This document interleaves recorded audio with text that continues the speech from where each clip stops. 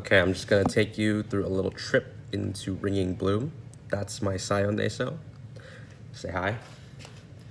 I won't. Oh, come on. Oh, come on, don't be like that. Anyway, okay. So, the piece took me 2-3 weeks to learn, as most of them did, because I just sweat through all of them, and just to forget them a couple months later, that's okay. So the beginning, it's all memorization, because you go across the keyboard. You start here, left hand, F. What you do there's up to you. I change it every single time. The beginning's super easy.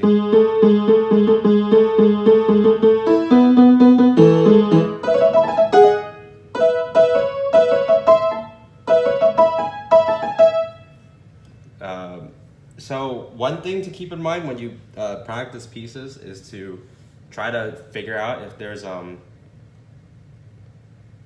normally pieces have like chord groups of 4. So this one is F, D, G, F, D, A, E. Firebird is I think it's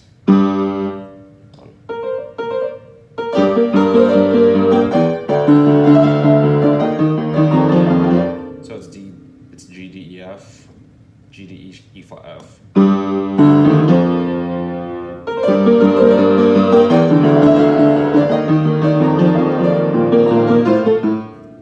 Is it the same for the chorus?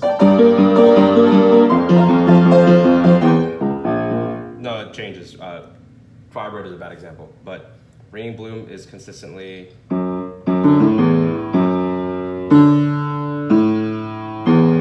I think Termination Symphony is.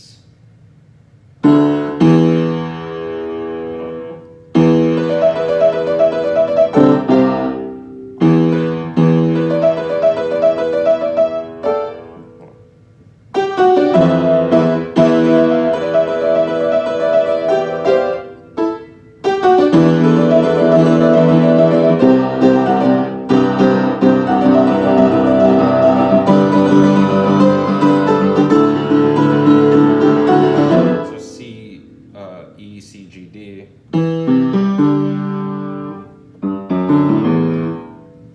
Neo Aspect, that's the one example I want to do. It's G sharp, E, B, and F sharp. So.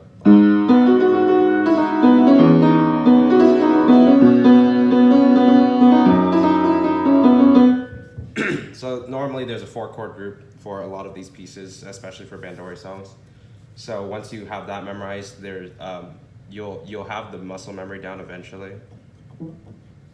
Next up, so the point I was trying to make for the last 2 minutes is hand positioning. Because if you remember your hand positioning, then you don't have to look at your hands.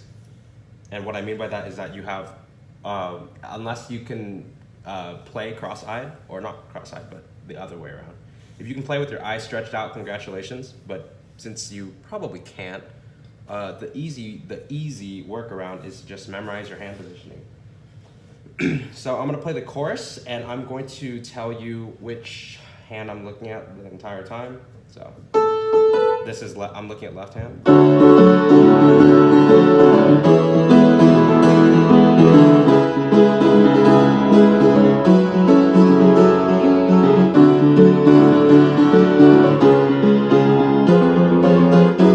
Here I start looking at right hand because there's more movement for right hand.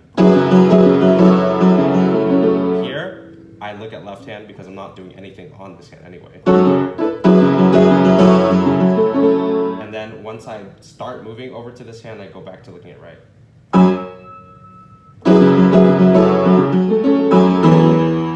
And then when I'm here, I look back at left hand. So.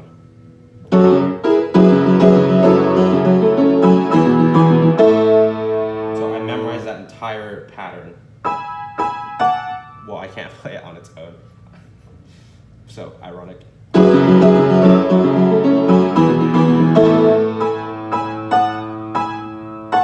I can't even do it without the left hand.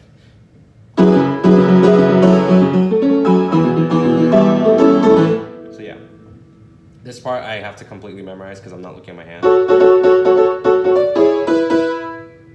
So if I like turn my body away,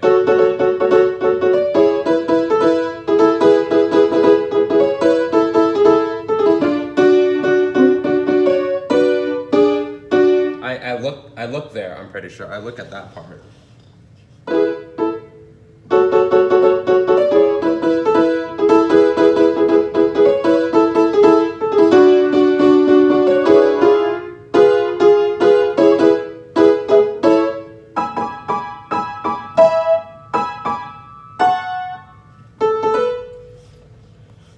And then the second part of the chorus, not the second part, the ending.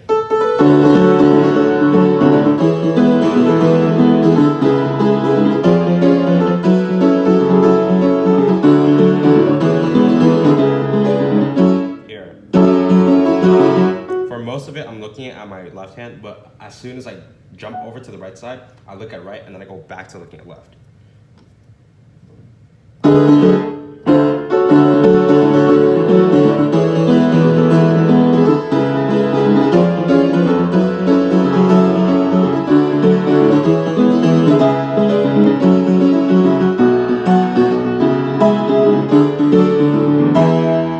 I also look right for there.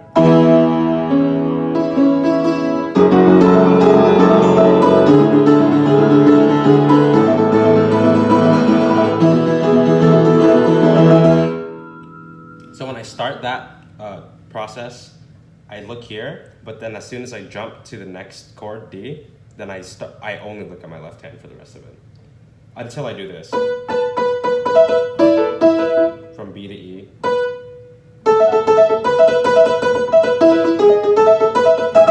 The B to E jump is scary, so I look at the right hand.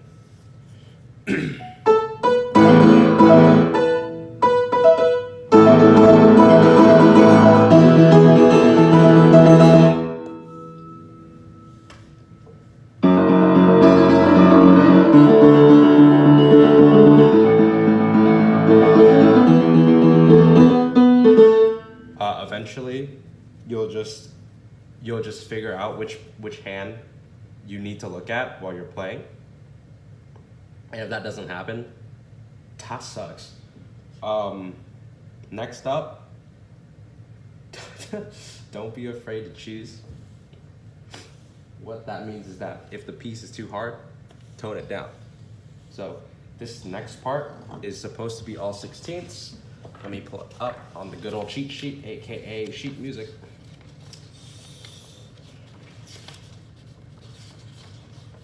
If I can find it. So, as you can see, hopefully, this section, I noted every single note, figured out that I can't play that, and then I just circled these 3 chords, meaning that I would only play those 3 triplets. So instead of playing all that mumbo jumbo, what I ended up playing is this.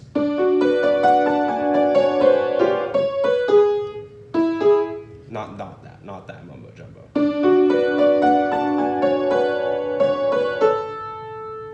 And it would sound like this.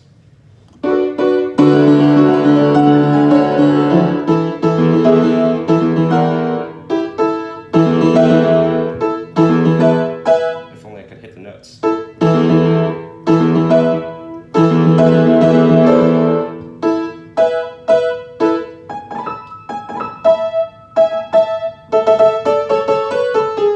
Yeah, so learning or knowing when to just not play the hard stuff, you'll stress out a lot less. Just play, as long as you got the main melody of the song down, people are not going to care. It's not like they can play it anyway. What else is important? That's pretty much it.